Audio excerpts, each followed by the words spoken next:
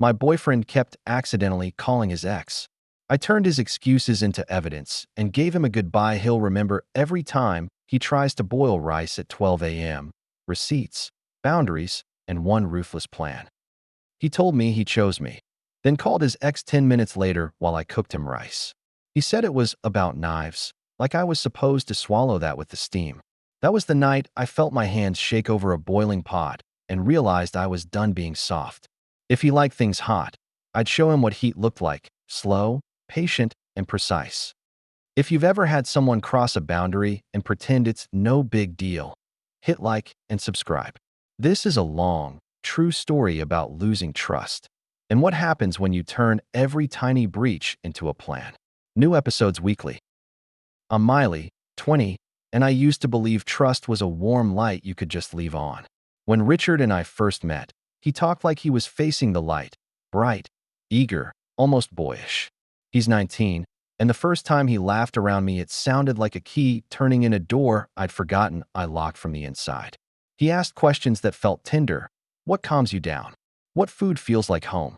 His voice softened when he told me mine was rice. The steam smells like the inside of a hug, he'd said. And I'd felt my chest open like someone had cracked a window after a long winter. He mentioned his ex, Devin, too many times, but I filed it under immaturity. Plenty of people talk about their past when they're scared of their future. He'd say she was hot, like he was describing whether he'd been drenched in once and was still a little impressed by. 90% of what he said about her was her looks, not their memories, not what he learned, not how it ended. Just hot. It didn't register as danger yet. It registered as hollowness. He was 19 and proud he'd touched a stove and gotten burned. Cool story, I thought. We all have scars. 4 or 5 months later, we're living together. We share keys, toothpaste, a couch with one thread that always catches on my socks. And because we told ourselves transparency is love, we share passwords. Emergency only, we said.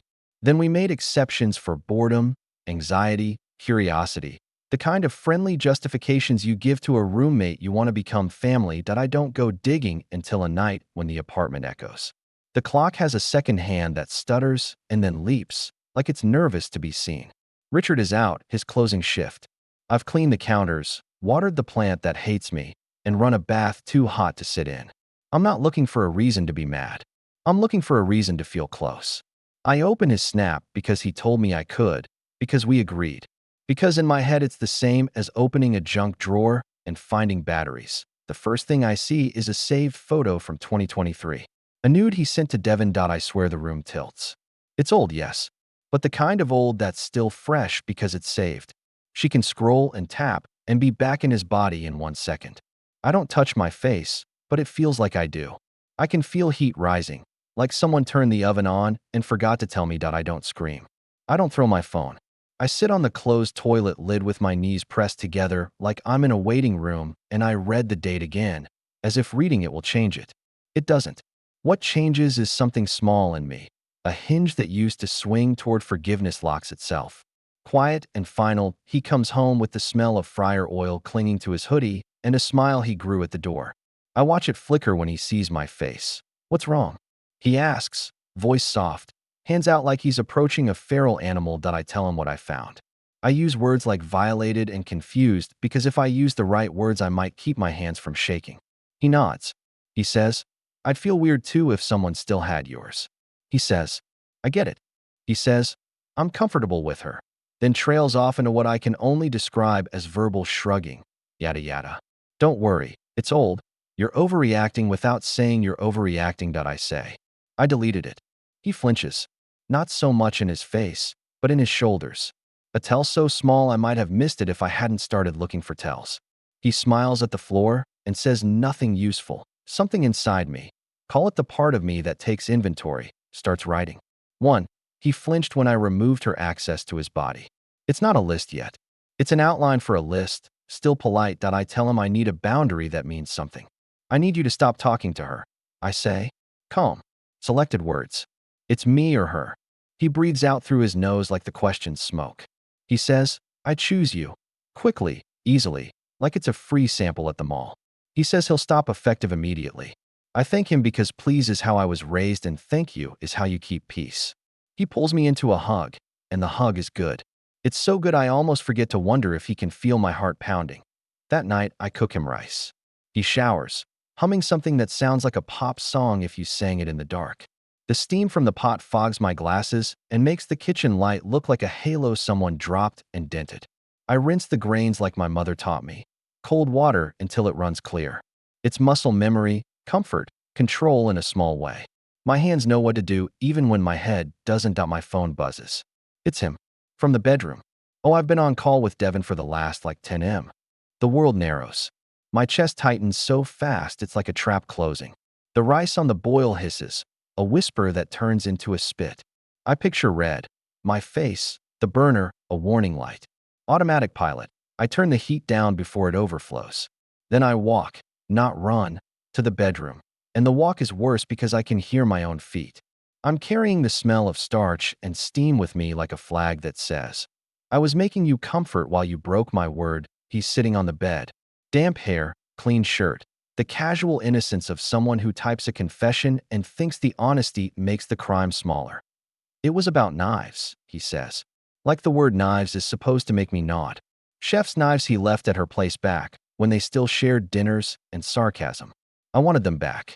So you called her, I say, and my voice is flat enough to lay things on.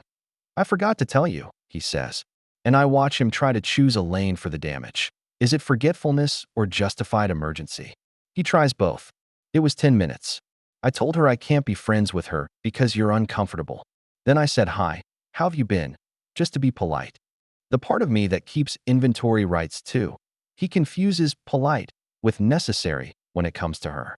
My hands start to shake, and I hate how my body tells on me. I want to be a calm lake.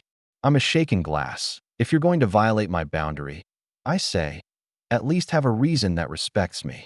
He opens his mouth, closes it. Somewhere in the apartment, the pot hisses again like it wants to finish my sentence. I go back to the kitchen and take it off the heat. The rice is past perfect now, a little split at the edges, a little too soft. I look at the spoon and put it down.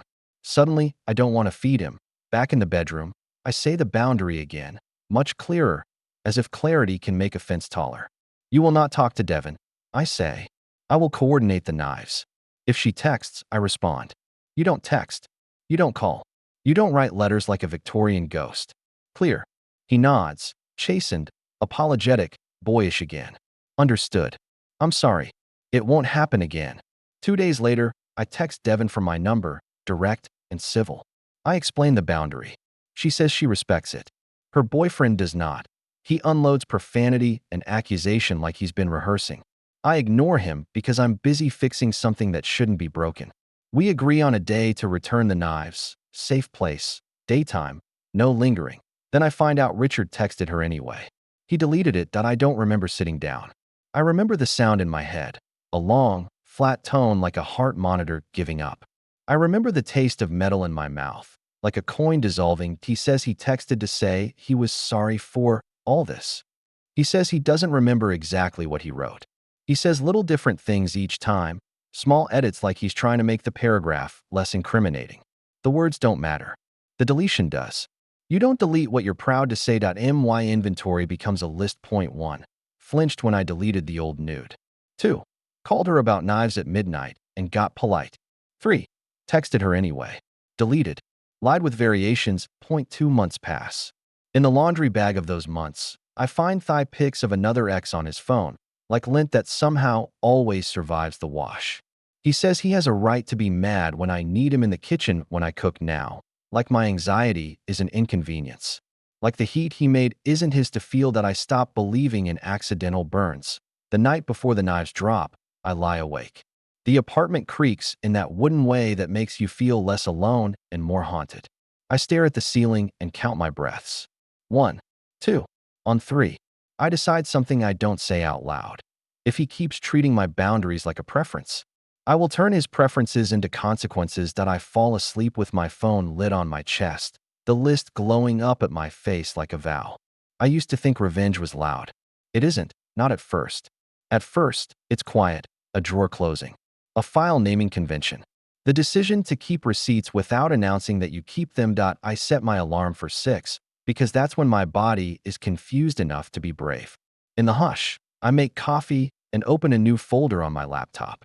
I name it something boring, warranties, and bury it 2 subfolders deep, behind taxes and moving info, a breadcrumb trail he'll never follow because he hates paperwork. Inside warranties, I create 4 files: timeline.txt screenshots, folder, finances, spreadsheet, exit plan.mdm not planning to leave yet. Planning is not leaving. Planning is air in a sealed room. I scroll through our messages. His "I chose you," his "on call with Devin for the last 10 m," the repeated apologies that feel like band-aids peeling off in the shower. I screenshot everything with dates and times and context. I take photos of the deleted gap where the Devin text would be. I write down the day I found the thigh pics and the 10 minutes he spent angrier about me seeing them than about their existence. I list every time I cooked rice and felt my throat close as if the steam carried a memory. It's petty only if you've never choked alone in a kitchen with a pot as your witness. Work bleeds into days. Days bleed into Sundays. My anxiety starts wearing Richard's hoodie and sitting in my chest like a roommate who doesn't pay rent. I tell him I need him in the kitchen when I cook, and he acts like I asked him to kneel on glass. He doesn't say this is your fault for snooping, but I can taste it on his breath. He cycles through moods: sorry, irritated, exhausted by my feelings, performatively affectionate. Then back to baseline neutral that says, if you smile, we can pretend this never happened. That we don't go to therapy because he says we're fine. We don't stop sharing passwords because he says that would be going backward. We don't stop being together because I still love him. The ugliest part of love is how warm it stays even while it hurts.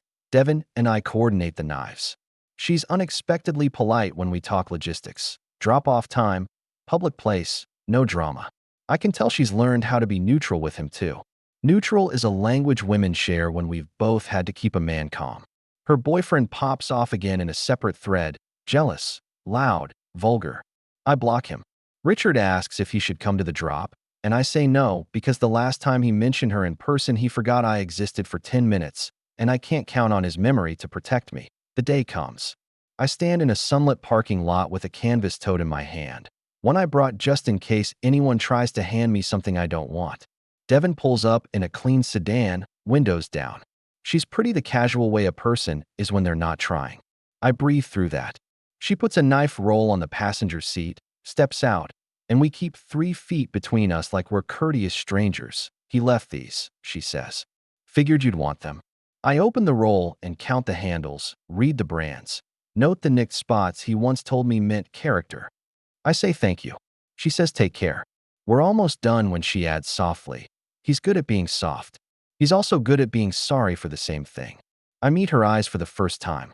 There's no smugness, just a tired sisterhood. I know. I saved we part. I carry the knives like a museum guard. Steady, no sudden movements. Back home, I set them on the counter. I don't alert him. I let the gleam sit there in the noon light and wait for him to notice. He walks in, sees the roll, exhales a happy boy grateful sound. Babe, you got them.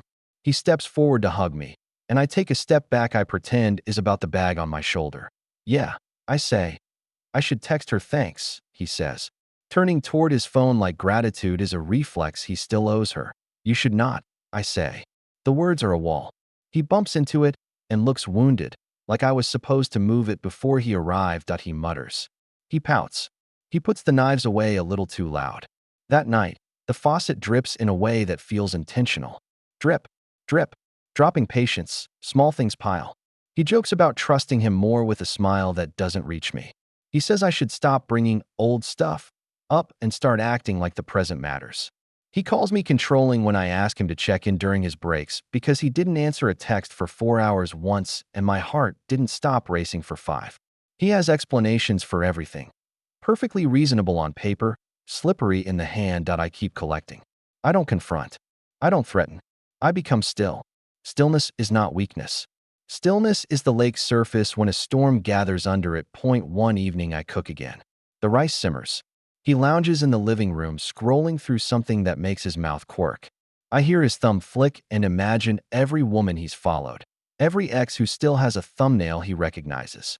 I put 2 bowls on the counter and wait for the boil to quiet. Can you come in here? I ask, careful, neutral. He sighs like a martyr and wanders over. This again. Yes, I say. Because anxiety makes me dizzy and I don't want to pour boiling water while I'm dizzy. Maybe you shouldn't snoop then. He says lightly, playful, the joke a blade wrapped in bubble wrap. He means for it to bounce. It lands that I don't reply. I ladle rice like I'm performing a sacred act and set his bowl down. He takes a bite and says, perfect, like a stamp of approval is supposed to erase the burn on my tongue from his words. Later, he tries to kiss my neck while I wash dishes. I step away before his mouth lands. He notices. He registers the data. He files it under she's still mad. He does not file it under I'm still wrong. The pressure builds. My list grows.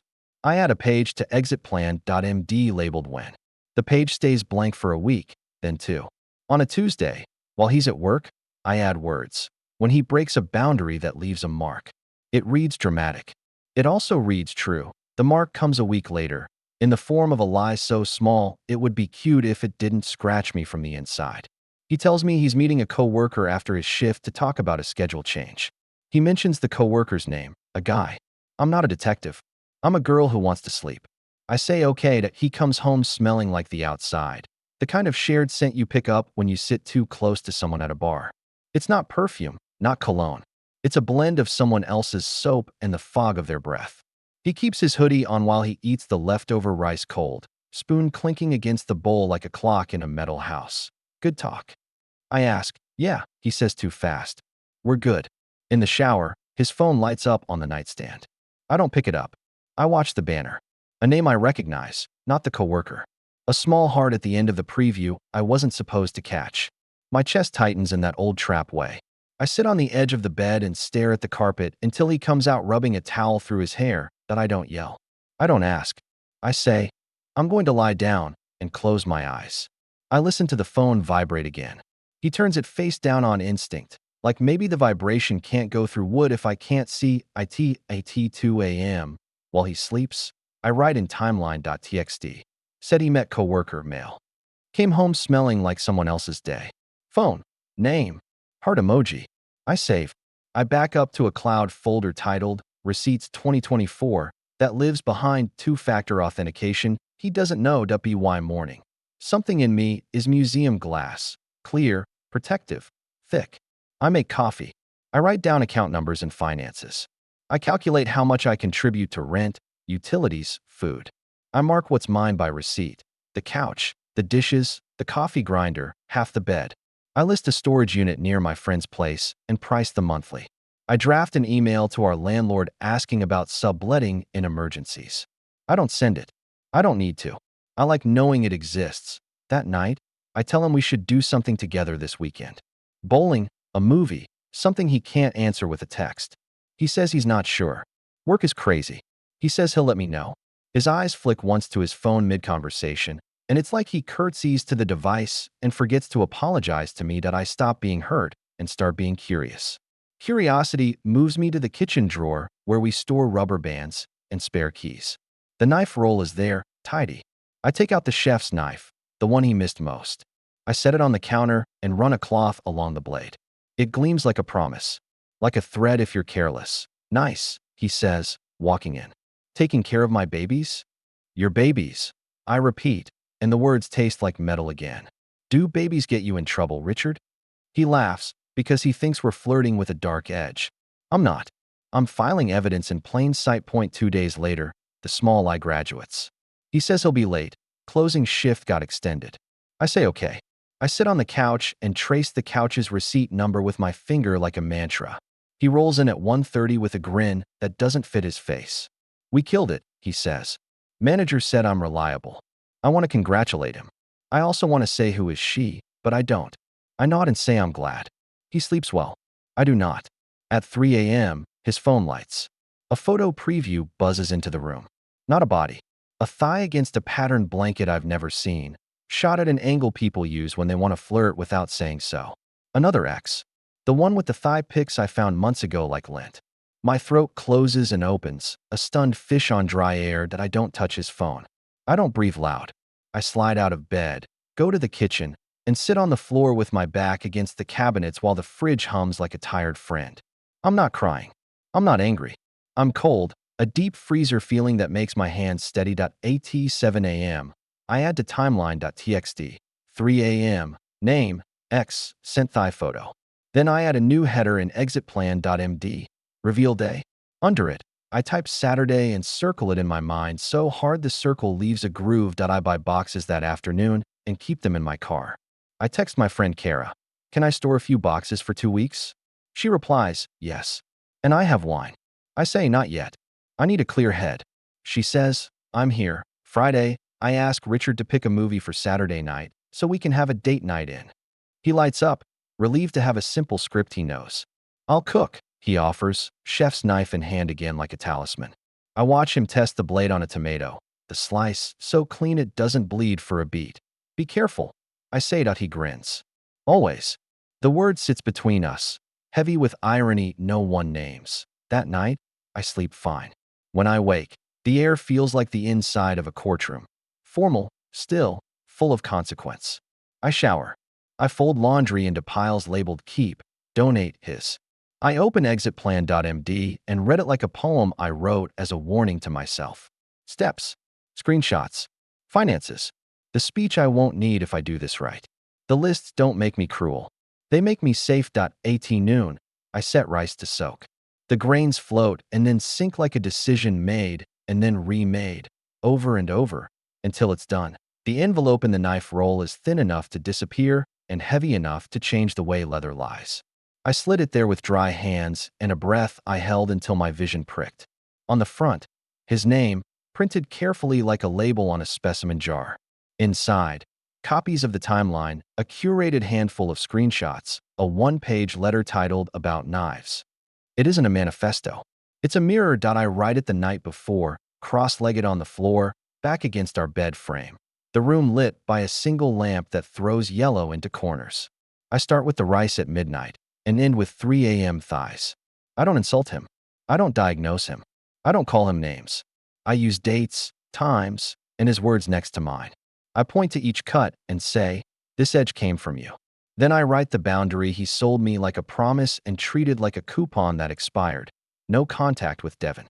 Below that, the breach, call, apology text, deletion.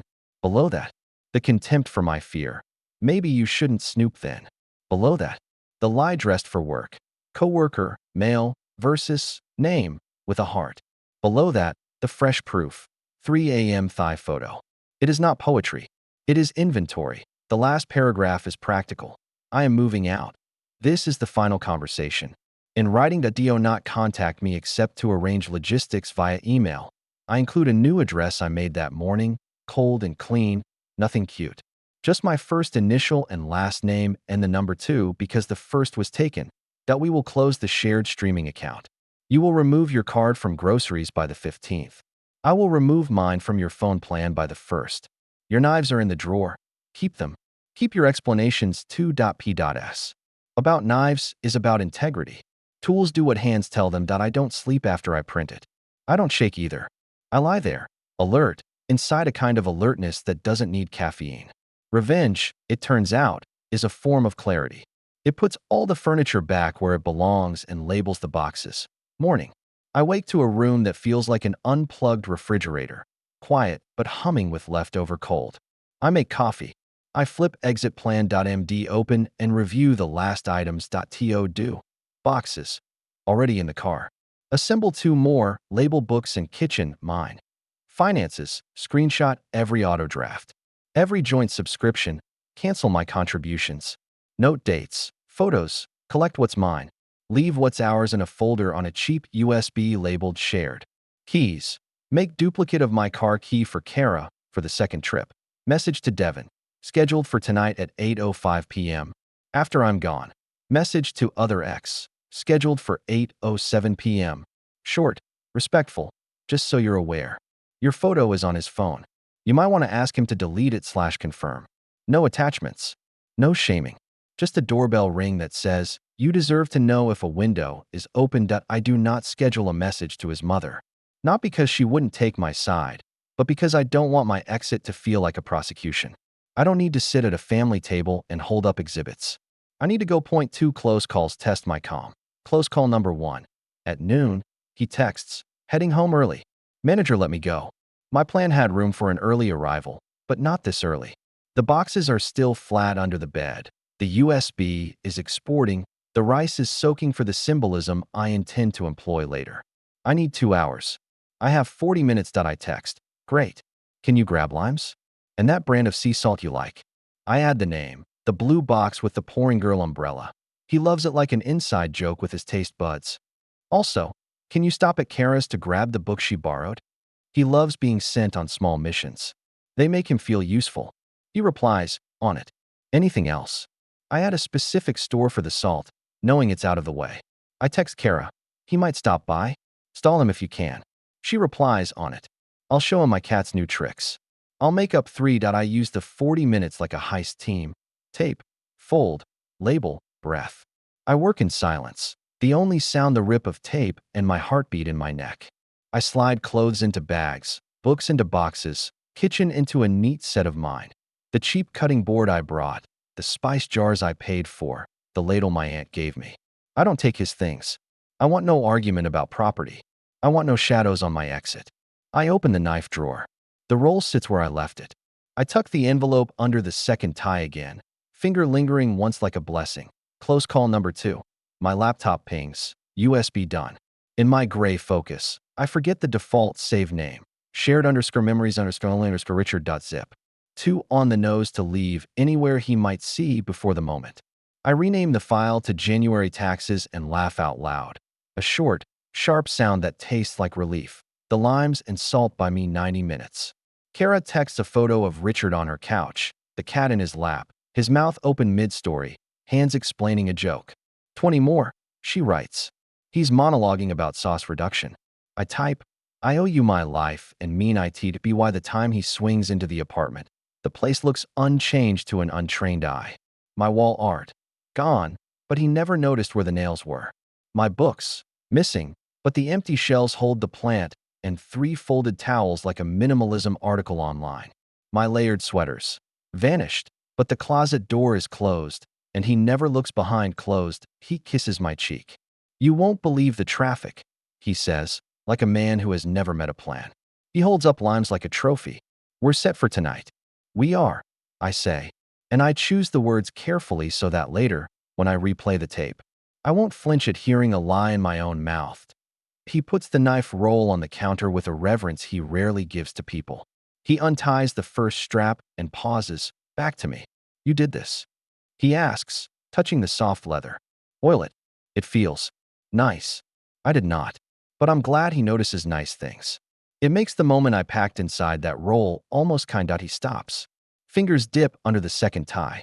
He pulls the envelope out and turns, a small frown forming like a cloud no one forecast. What's this? Open it. I say. He does, right there by the sink where the rice soaks in a bowl that turns the water cloudy, like snow melting into milk. His face doesn't change as he reads. He doesn't do the dramatic cringe I once thought honesty would force from him. His features go still, then flatter, like a lake under moonlight when the fish all hold their breath. When he reaches the bottom, he keeps reading, not because there's more, but because he's looking for an escape clause in the margins. He turns the page over. Blank. He looks at me finally, and the question in his eyes isn't why. He knows why. It's how are you doing this without screaming that I don't scream? I say, dinner at 7, like we planned, but I'll be out by 6:50. He laughs, a shocked, humorless puff. That doesn't make sense. It will. I say. He touches the screenshots like the paper might confess bias. You went through my? He begins, then stops, because we share passwords is carved into the doorframe of this relationship, and even he remembers the things that serve him. You deleted your text to her. I say. That's not sharing. That's erasing the parts you want me to never see and calling what's left truth. He leans against the counter like it might hold him up. We can talk about this. Tonight. We will. I say, and the words flash cold and bright in the air like a knife-testing light. We will talk. Just not the way he expects. Because revenge, for me, isn't screaming in the living room until a neighbor texts everything okay. Revenge is letting the evidence speak in the exact language he respects. Timing, presentation, and an audience that matters to him. Audience. Not the internet. Not his mother. Not his manager. I chose the only people who deserved context in case his version tried to make villains of women. The women themselves. But they are not tonight's audience. Tonight's audience is him. In the hungry silence he pushed me into for 2 months that I set the table with 2 plates. I light a single candle. Nothing romantic. Just a flame to prove things still burn. He watches me as if I might lunge. I move like a librarian reshelving books. AT-620. I carry the first box to the car. He follows, baffled. Can we not do this? He asks, like an understudy who just realized the lead learned the script without him. I am not doing this, I say. I did this. You did this. I'm just finishing. At 6:40, I bring out the last bag. The apartment breathes different, echoing in places it used to breathe warm. He stands in the doorway with the envelope in his hand like a passport he doesn't want stamped. He says my name like an apology. I set my keys on the counter and slide a different key across to him. A tiny silver one labeled mailbox. You'll need this, I say. There's something in there for you. What? His voice is small. The last time I heard it that small, he'd been sick and asked for soup. I'd made rice. He'd slept with his head in my lap. Go check. I say that. He hesitates, then goes, down the hall, down the stairs. I count to 10 and lock the door behind him. Not to trap him out. To keep the scene still while I set the final prop. I walk to the stove. I drain the rice. I set 2 bowls on the counter and ladle the grains like a ceremony. I take the USB labeled January taxes and set it beside his bowl like a favor at a place setting. Then I sit in a chair that used to know my shape and wait that he returns with a small padded mailer. He tears it open. Inside, a second envelope, same title, smaller contents, just the letter and the boundary and the sentence he wrote. On call with Devin for the last 10 m. I wanted him to hold his words in his hands, physically. Sometimes you need to drag a digital ghost into the physical world to make it real to a person who loves to delete. He looks at the rice, then at me. Is this goodbye? It's dinner, I say. And goodbye. He sits. He doesn't touch the rice. He waits for me to start like always. I don't. The silence builds a room around us. Then he cracks first. I chose you, he says. You know that.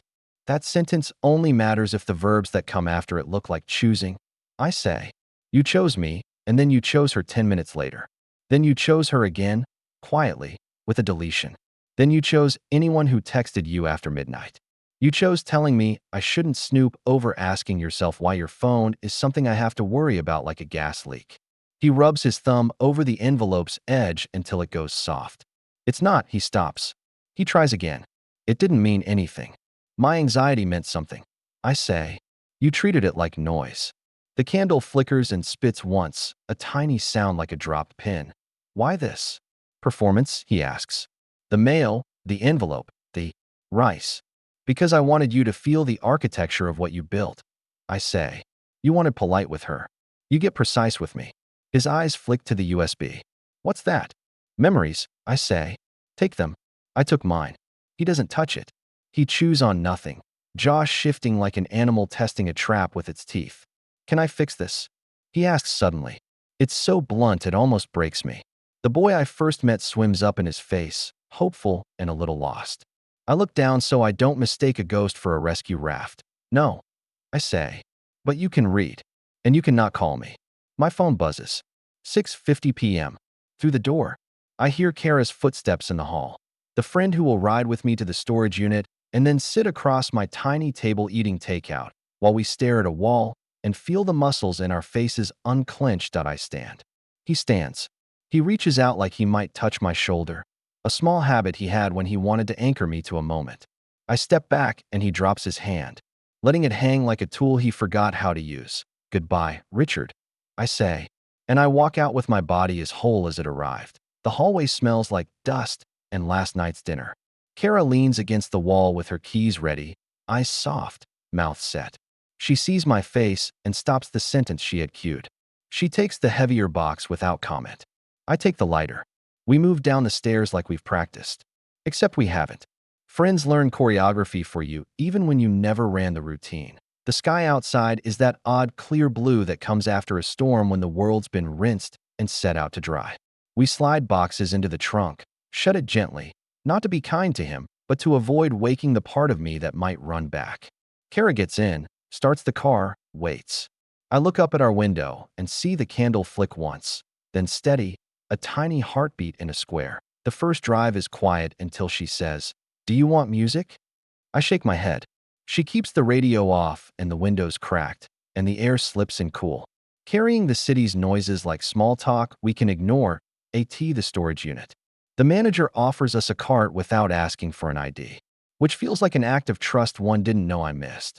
We stack boxes and roll them into a rectangle of space that smells like concrete and old paint and that weird sweet hint of cardboard. I line my 3 labeled boxes against the wall like sunbathers. Kara leans in the doorway and says, "You did it." Her voice is respectful. She's seen me plan, but she hasn't watched me execute like this. She doesn't joke. She doesn't hug me. She just stands there like a guard while I place the last box exactly where I want it. Back in the car, I open my phone. 8:05 p.m. The scheduled message to Devin has sent. Hi Devin. No need to reply. Just so you know, after the boundary was stated, he called and texted you anyway, then deleted it and told me it was just to say sorry for all this. I'm out now, and I wish you no drama. This is only for your records, so you don't doubt your own gut if it ever feels off. Take care. 8:07 p.m. Scheduled message to the other ex. You don't owe me anything. You should know your photo is on his phone. If that's not your choice, you might want to ask him to delete/confirm. Protect your peace. No attachments. No pylon. Just what I would want to receive if my image lived on someone else's device like a squatter that I don't expect replies. That isn't the point. The point is that the truth has been moved out of my body and into the light. If anyone looks, they'll see it. If they don't, at least my ribs don't have to hold it anymore. AT812, my new email pings. Subject, about knives, final. It's from him. No body text yet, just the subject line and the weight of an old habit that thinks when he types, I will read, and when I read, I will negotiate. I put my phone face down on my knee and watch the streetlights gather themselves for evening duty that we pull into my friend's building and park. Kara half turns toward me. Food, she asks. In a minute, I say. I want 5 minutes of nothing. So we sit. We breathe like we're syncing clocks. 5 minutes slide into 7. Then my phone buzzes again, but this time it's an unknown number. I almost don't look. I do. Devin, good for you. And thank you. I'm sorry he made your kitchen feel unsafe.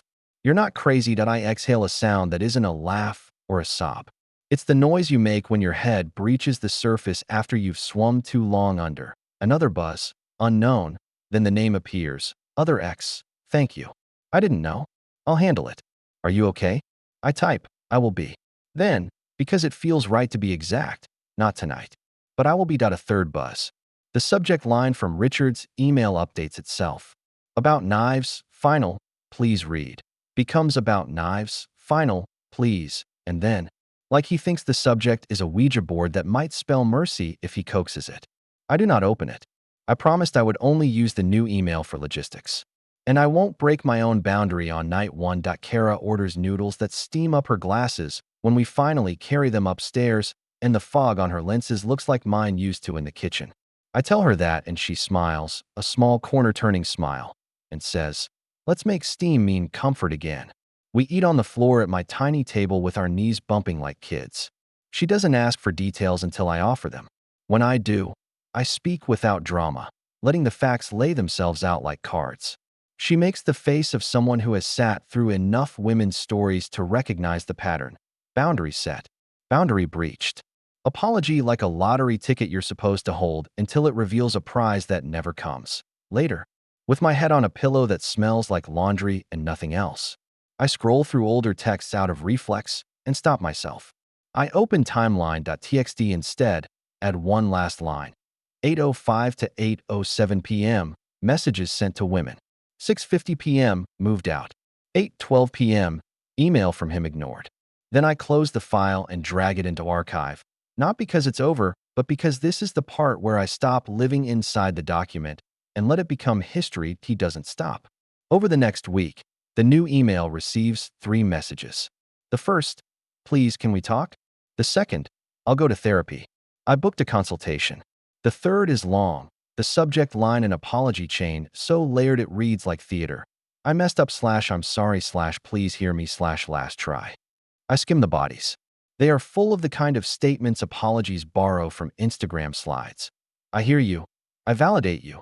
I will do better. I didn't mean to hurt you. I was scared. I was immature. I was triggered. None of those words address the heart of it. He confesses to discomfort like it's a moral stance and not just a feeling. He says deleting was a mistake, like rounding down a number, not removing a record he knew would matter. He says he chose me and doesn't write a single line about what choosing looks like when no one is watching. I reply once, in the tone of a dentist booking a follow-up. Hi, Richard. Logistics only, as stated. I'll come by on Saturday between 10 and noon with Kara to pick up the last bag of winter clothes and the blender. Please make sure they're by the door. Leave the mail key on the console. I made a copy for the landlord to return. Do not be there. If you are, I'll leave and reschedule through a third party. MHE writes back, okay. Then, on Saturday, he is not there. The blender is packed in a box labeled kitchen in his handwriting, big block letters that used to make me think I'm safe. I pick it up and feel nothing but weight. The mail key gleams on the console. The envelope from the knife roll sits open on the counter, the edges curled from handling. The USB is gone. Perhaps he tucked it into a drawer like a talisman. Perhaps he threw it away. The candle I left has been washed and placed upside down to dry. In the sink, rice starch rings a bowl like a tide line. It makes me smile. He ate it. Good. On my way out, I leave one more envelope, smaller than the others, under the candle's dish. It contains a receipt for my share of the last month's rent, paid. My forwarding address for packages that might still arrive with my name by accident, and a page that says, "We are done. Do not contact me except for the above logistics." If you see a woman you want to talk to, ask yourself if you want her to read what you write in a bright kitchen with the steam rising. If the answer is no, don't send it. Tools do what hands tell them. You are the hand. Fallout is softer than I expected.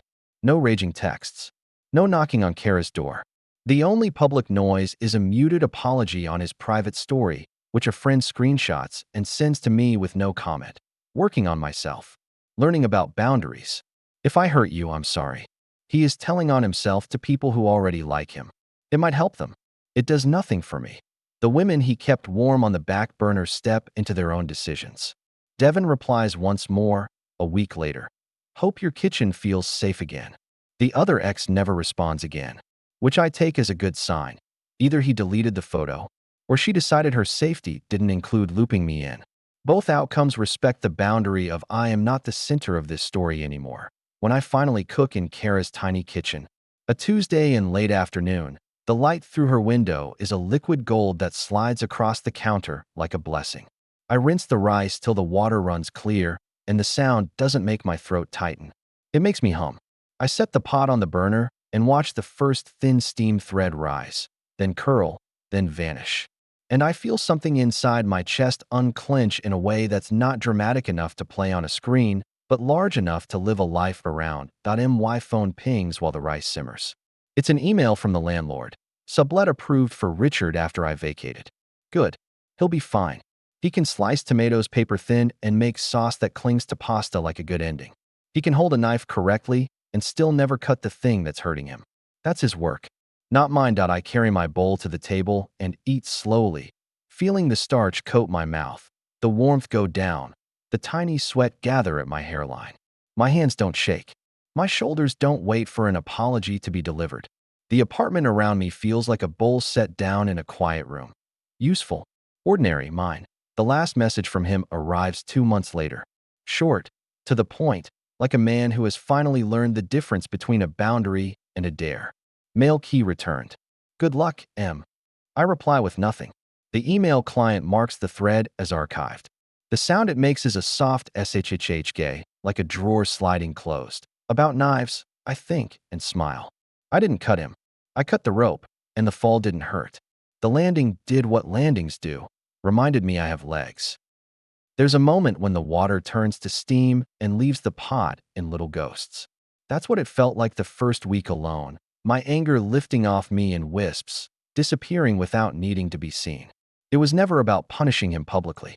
It was about reintroducing myself to the quiet I used to live in and trusting that quiet again.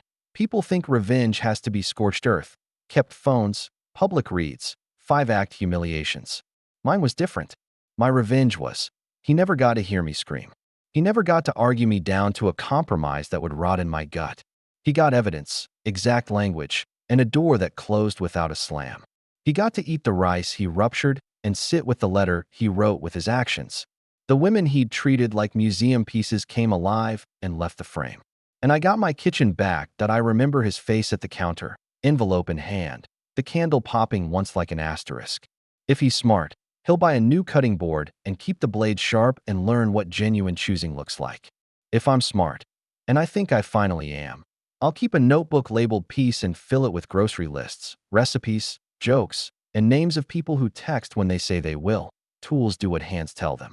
Tonight, my hands set a pot to boil, fold a shirt, write a paragraph, and turn off the light.